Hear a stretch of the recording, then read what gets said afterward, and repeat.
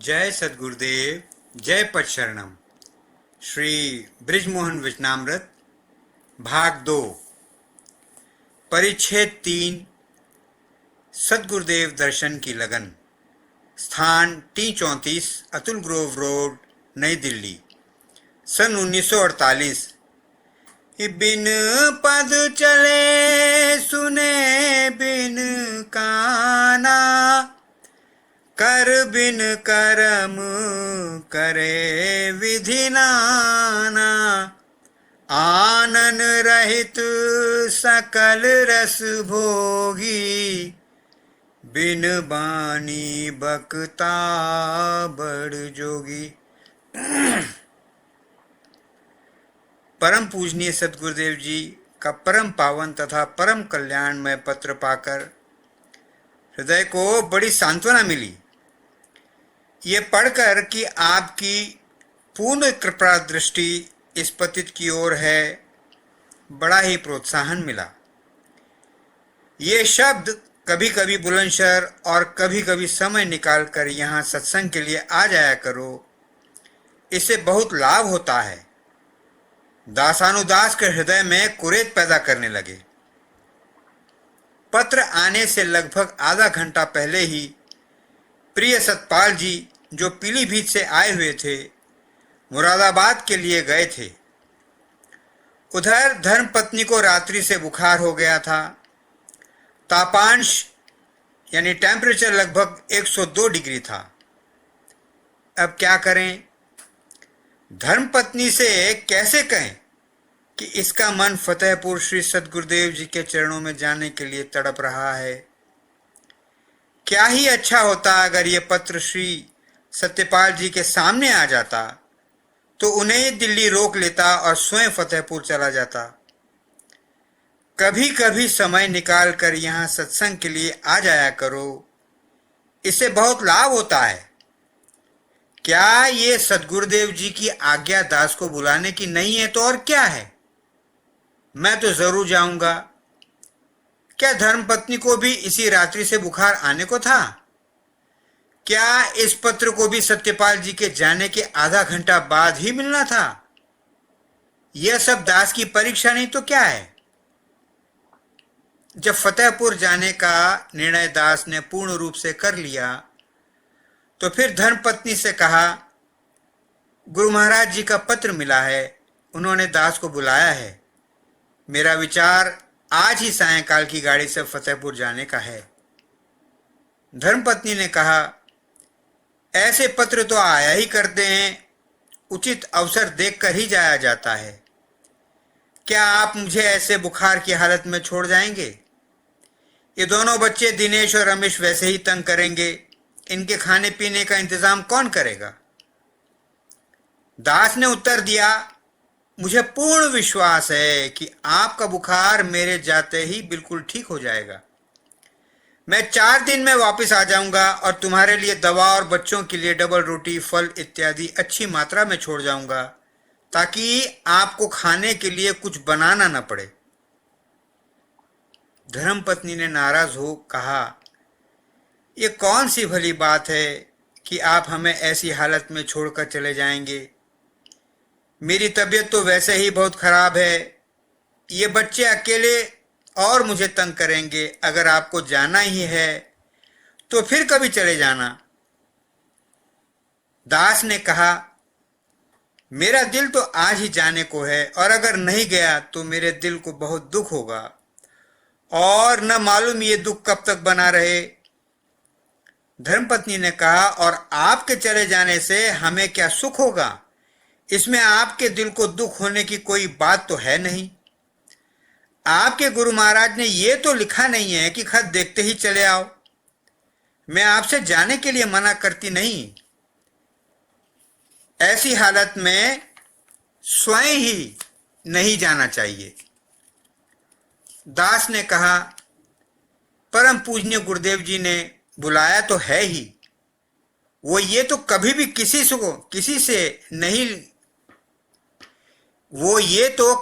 किसी को नहीं लिखेंगे कि फौरन चले आओ। संत महात्माओं के तो केवल इशारे होते हैं। जिसने उनको समझ लिया उसका बेड़ा पार हुआ, और जिसने नहीं समझा वो गया, वो रह गया। मेरी आत्मा और दिल गुरु महाराज जी के चरणों में जाने के लिए तड़प रहे हैं, लेकिन अगर मेरे जाने से तुम्हें तकलीफ होती है तो मैं हरगिज नहीं जाऊंगा, परंतु मुझे ये हमेशा अफसोस रहेगा। धर्मपत्नी ने कहा, मैं ये हरगिज नहीं चाहती कि मेरी वजह से आपको तकलीफ हो, आप जरूर चले जाइए। दास ने कहा, आप मुझे खुशी खुशी जाने की इजाजत दें। मैं फिर कहता हूं कि मुझे पूर्ण विश्वास है कि आपका बुखार मेरे रवाना होने के बाद ही फौरन ठीक हो जाएगा। धर्मपत्नी ने कहा, आप चले जाइए, सब ईश्वर मालिक है। इसके पश्चात दास दफ्तर गया और वहां जाकर पहला काम 4 दिन की कैजुअल लीव, आकस्मिक अवकाश का इंतजाम किया। दफ्तर में दास का दिल सदगुरुदेव की याद में डूबा रहा, और दफ्तर के काम के बीच बीच बार बार ये ध्यान आता रहा कि कब 5 बजे और छुट्टी हो तो दास फतेहपुर जाने की तैयारी करे। छुट्टी होते ही दास घर गया, रास्ते के लिए कपड़े तथा एक छोटा सा बिस्तर तैयार किया। इसके बाद बाजार गया, वहीं से फल बिस्कुट इत्यादि का अच्छा प्रबंध कर वापस आया और फिर धर्मपत्नी से फतेहपुर जाने के लिए विदा ली। गाड़ी लगभग 8:30 बजे रात्रि में रवाना हुई और दास को बैठने के लिए अच्छा स्थान मिला। गाड़ी में रात्रि भर नींद नहीं आई, बल्कि इसका दिल परम पूजनीय सदगुरुदेव जी के चरणों में एक टक लगा रहा। प्रातःकाल 6 बजे फतेहपुर स्टेशन पर गाड़ी पहुंच गई। दास उतरा और फतेहपुर शहर के लिए एक तांगे में बैठ गया।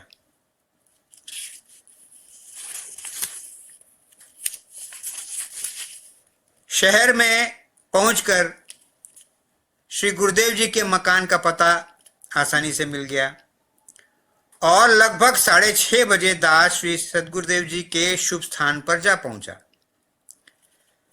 दास ने किवाड़ खटखटाए तो आपके मुलाजिम कालीचरण ने किवाड़ खोले और सेवक का नाम और पता लेकर अंदर चला गया।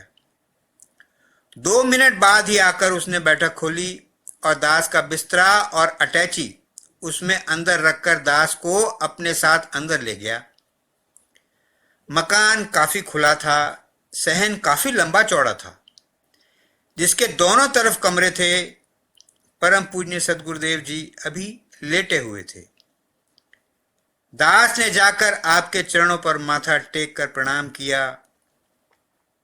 जैसे ही दास का मस्तक सदगुरुदेव के चरणों में लगा कि दास के हृदय में ये भाव पैदा हुए, चाहे अब जीवन चला जाए, चाहे गर्दन भी देनी पड़े, पर अब ये सिर इन चरणों से कभी जुदा नहीं होगा। आप फौरन ही उठकर आशीर्वाद देते हुए चारपाई पर बैठ गए। फिर दास को पास पड़े मूढ़े पर बैठने का इशारा करते हुए बोले, जीवन देना क्या आसान बात है? सोचना आसान है, परंतु करना बड़ा मुश्किल है। परंतु पवित्र विचारों का आना भी बहुत अच्छा है, फिर मालिक स्वयं ही सब कुछ करा लेता है। इसके पश्चात दास की ओर हंसते हुए श्री ओंकार जी अपने सुपुत्र को आवाज देते हुए बोले, इस बच्चे का स्कूल घर से बहुत दूर पड़ता है। ये साइकिल के लिए कह रहा है, हमारे पास तो पैसा है नहीं, परंतु यह हिंद साइकिल माहवारी किस्तों पर मिल जाती है। लेकिन पहली किस्त का 88 रुपये 62 पैसे देना पड़ता है, 88 रुपीज 62 पैसे ये देना पड़ता है। अगर पहली किस्त का इंतजाम कहीं से हो जाए तो बाद की किस्तें तो हम भी देते रहेंगे। दास ने जो ध्यान दिया तो इसे याद आया कि केवल ठीक इतनी ही राशि उसकी सेविंग्स बैंक अकाउंट की किताब में जमा है।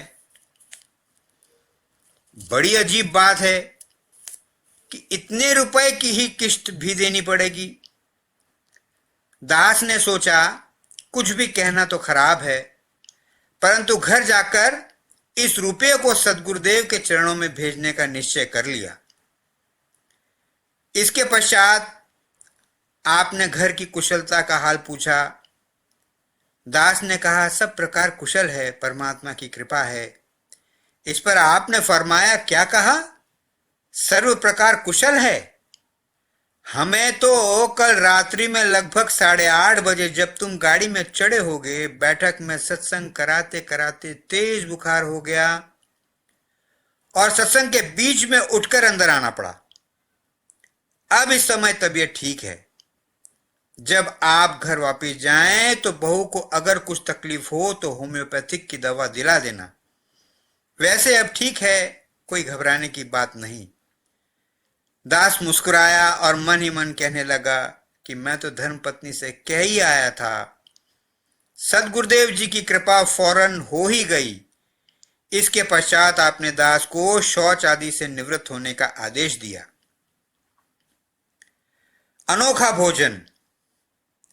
तन बिन परस नयन बिन देखा, ग्रहे ध्यान बिन बासु असेखा, अस सब भांति अलौकिक करनी, महिमा जासु जाई नहीं बरनी। जैसे ही ये दास शौच आदि से निवृत्त हो पाया था कि श्री परम पूज्य गुरुदेव जी स्वयं एक बाल्टी में गर्म पानी एक हाथ में लटकाए हुए ले आए और कहने लगे, गर्म पानी स्नान के लिए है। दास ने कहा, आपने इतनी तकलीफ क्यों की है? दास तो खुद ही ले लेता। आपने फरमाया, कायस्थों का घर है, हम लोगों में पर्दा बहुत होता है, इसलिए हर एक आदमी घर में नहीं जा सकता। और ऐसा कहते हुए आप घर के अंदर चले गए तथा एक लकड़ी का पटला लेकर फिर बाहर आए तथा चबूतरे पर स्नान करने के लिए बिछा दिया और फिर पूछा, और कुछ मंजन साबुन तौलिया वगैरह तो नहीं चाहिए? दास ने कहा, जी नहीं, ये सब सामान तो मेरे साथ है। इसके पश्चात आपने पूछा, आप पानी देख लीजिए, और अधिक गर्म पानी या ठंडा पानी तो मिलाने के लिए नहीं चाहिए? दास ने पानी को हाथ से देखते हुए कहा, जी नहीं, बिल्कुल ठीक है। इस पर आप अंदर चले गए और दास स्नान करने लगा। बड़ी होशियारी से रहना पड़ेगा, क्या ये मेहमान है? ऐसा विचार आने पर कुछ मन सुस्त हो गया। स्नान करने के बाद दास गीले कपड़ों को फैला अंदर में बैठक में कपड़े बदलने चला गया। दास कपड़े पहन रहा था और साथ साथ कमरे में लगे फोटो को भी देखता जाता था। और जो ही कपड़े पहन पाया कि परम पूजनीय गुरुदेव बैठक में पधारे और कमरे में लगे फोटो को बताया कि किन किन बुजुर्गों के थे। फोटो देखने के बाद दास ने अपनी अटैची खोली और उसमें से 2 साड़ियां जो दिल्ली से लेता गया था श्री परम पूज्य गुरुदेव जी को अर्पण करते हुए बोला, ये 2 सूती साड़ियां दिल्ली से पूजनीय माता जी के लिए लेता आया था। पता नहीं उनके पसंद भी आएंगी अथवा नहीं। आपने साड़ियां हाथ में ली और दास को साथ अंदर आने के लिए इशारा किया। अंदर जाकर आपने परम पूज्य माता जी को साड़ियां देते हुए कहा, यह लड़का आपके लिए साड़ियां लाया है और आपको माता जी कहता है। पूजनीय माता जी ऐसा सुनकर बाहर आंगन में आ गईं और दास से कहने लगी, साड़ी अच्छी है। दास ने चरण छुए। आपने आशीर्वाद देते हुए बैठ जाने का आदेश दिया। फिर चाय व नाश्ता तैयार करने लगी। इसी बीच में परम पूजनीय गुरुदेव जी बाहर बैठक में चले गए। आपने दास को चाय व नाश्ता दिया। दास चाय पीने लगा कि इतने में ही इसकी निगाह पूजनीय मुन्ने भैया पर गई। दास ने आपको पास बुलाकर गोदी में बिठा लिया और खुद भी नाश्ता करने लगे। खुद भी नाश्ता करने लगा तथा साथ में पूजनीय मुन्ने भैया को भी खिलाने लगा। परम पूजनीय माता जी बड़े गौर से देखती रहीं और मुस्कुराती रहीं, और ज्यों ही परम पूजनीय गुरुदेव जी बाहर से अंदर आंगन में आए, आपने कहा, ये अजीब बनिए हैं, देखो मुन्ने को अपने साथ कैसा खिला रहे हैं, इन्हें किसी प्रकार का कोई विचार नहीं है। परम पूज्य गुरुदेव जी मुस्कुराते हुए बोले, ठीक है, ये तो अच्छी बात है, और बाहर चले गए। नाश्ता करने के बाद दास भी बैठक में चला गया। आपने अपने समीप तख्त पोष पर ही बैठने का आदेश दिया और फरमाया, आपको उपदेश देते समय यानी पूजा सिखाते समय हम अपने आप को भूल गए और बहुत ऊंचे पहुंच गए, और आपकी आत्मा भी खिंच गई। जब होश आया तो बड़ी फिक्र पड़ी कि कहीं कपड़े न फट जाएं। इसके बाद परमात्मा से यही प्रार्थना करते रहे कि सकुशल वापसी हो जाए। तुम्हारे पत्र आने के बाद इत्मीनान हो गया। परमात्मा की असीम दया और कृपा से ही ऐसा होता है, वरना कपड़े फट जाने का बड़ा डर होता है। हमारी तवज्जो बहुत लतीफ होती है, जो आत्मा पर जाकर असर करती है, मन पर नहीं। हमारी तवज्जो बहुत लतीफ होती है, जो आत्मा पर जाकर असर करती है, मन पर नहीं। आत्मा पर असर होने से इंसान में स्वयं ही तब्दीली होना आरंभ हो जाती है, और इस तवज्जो का असर स्थायी होता है। मानसिक तवज्जो जाहिरा बड़ी जोरदार मालूम होती है, पर उसका असर आत्मा पर नहीं होता, केवल मन तक ही रहता है। लिहाजा होश में आने के बाद मनुष्य जैसा था वैसा ही रह जाता है। दास बड़े गौर से सब कुछ सुनता रहा। इसके पश्चात आप घर में अंदर चले गए और दास का मन स्वतः ही विशेष रूप से एकाग्र होने लगा।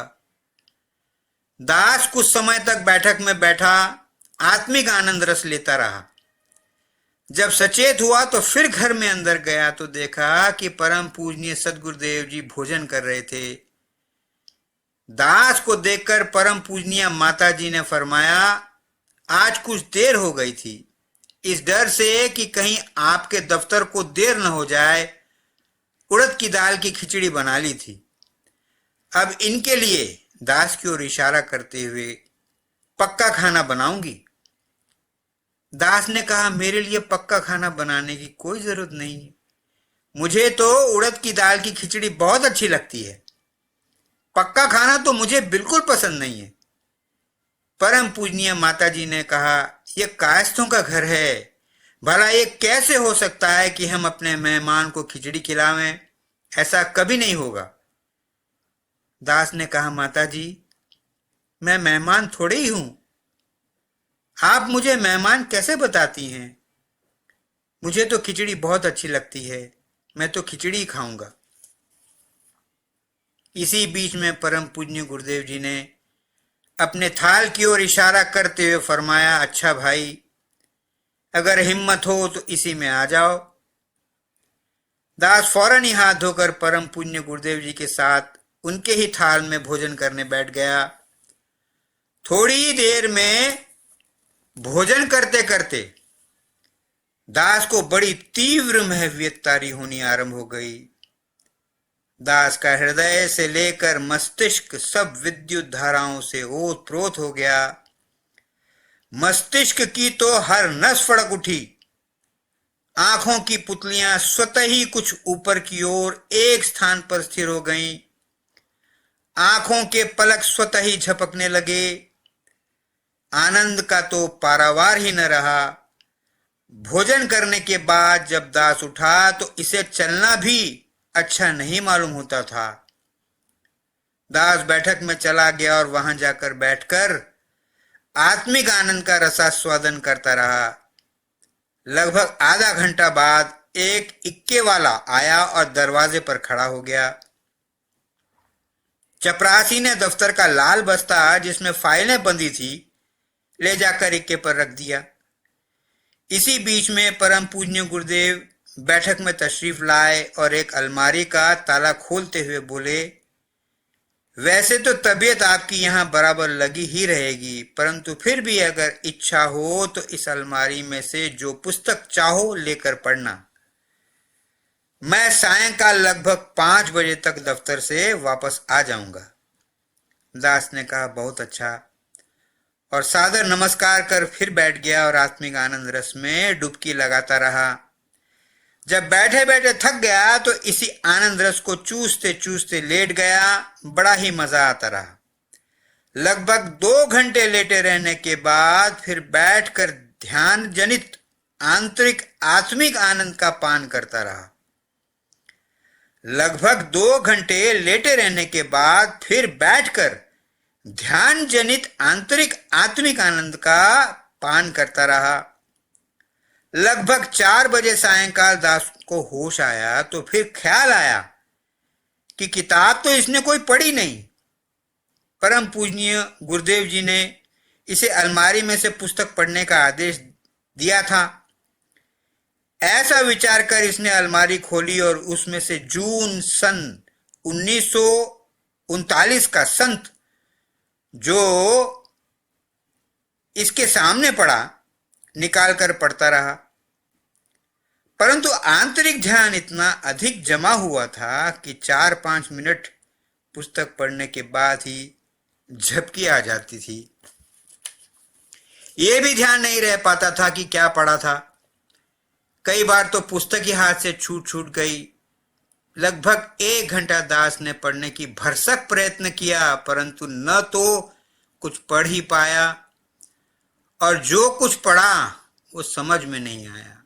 अंत में हारकर पुस्तक वापस अलमारी में रख दी और आंतरिक ध्यान में डुबकियां लगाने लगा। परमात्मा तू ही है, तेरी इच्छा पूर्ण हो।